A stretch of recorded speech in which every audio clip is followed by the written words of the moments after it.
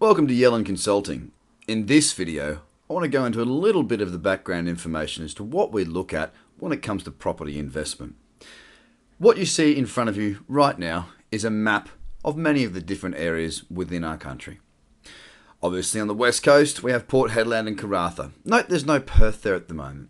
Perth does exist of course, however as an investment option we don't see Perth at the moment being a good one. The market is trending lower as we see it.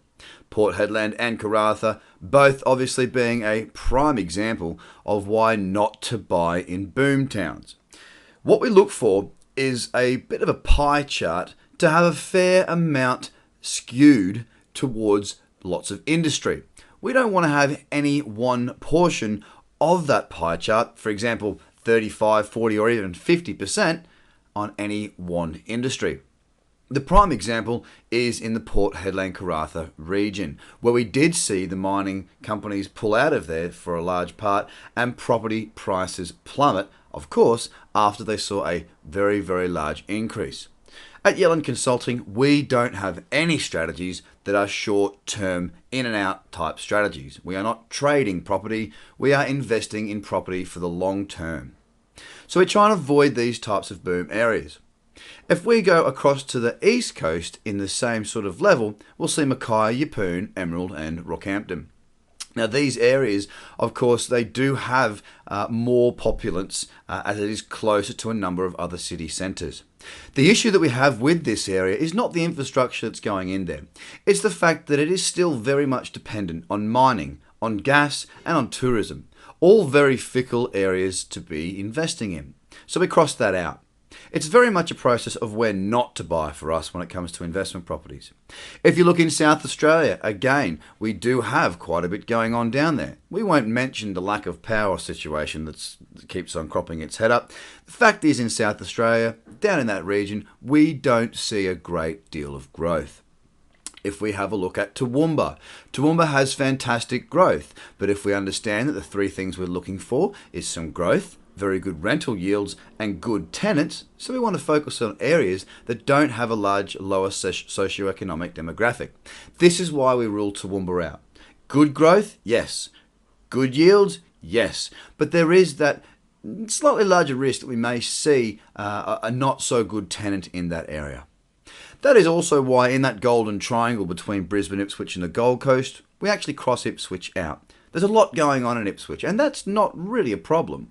The problem is that there is a larger proportion of the populace that is not necessarily our top priority tenant. Now that's not to say anything about the people there, it's just minimising risk. We are left with the Gold Coast and Brisbane. There is a wonderful corridor between the Gold Coast, Brisbane to the Sunshine Coast, where we have very good roads, very good transport, rail, buses, airports.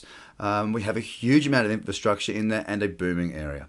Not to mention the facilitation of jobs from both Brisbane and Gold Coast cities. It definitely is a shining light on our map. Now don't get me wrong, there is definitely some places in Brisbane and the Gold Coast where you can do your dough.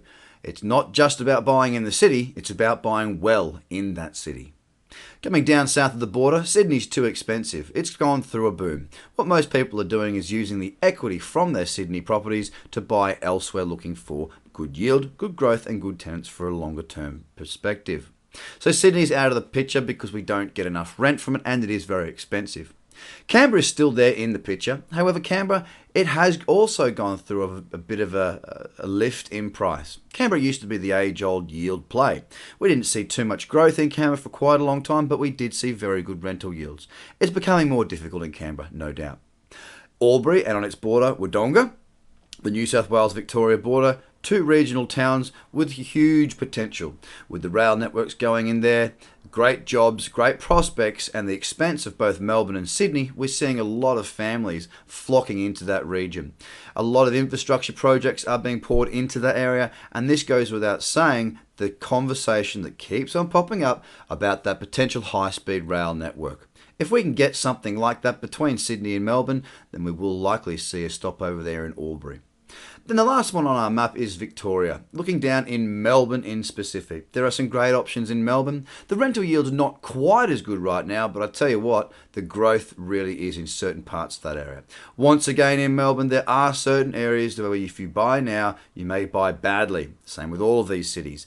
That's why it's very important to engage with a property specialist like Yelland Consulting. So I once again urge you, take the time. Book yourself a 1-hour consultation with one of our senior consultants and understand not just how to buy a property, not just where to buy a property, but let's get you a bit of a perspective as to what options you have from now into retirement. Speak to you all very soon.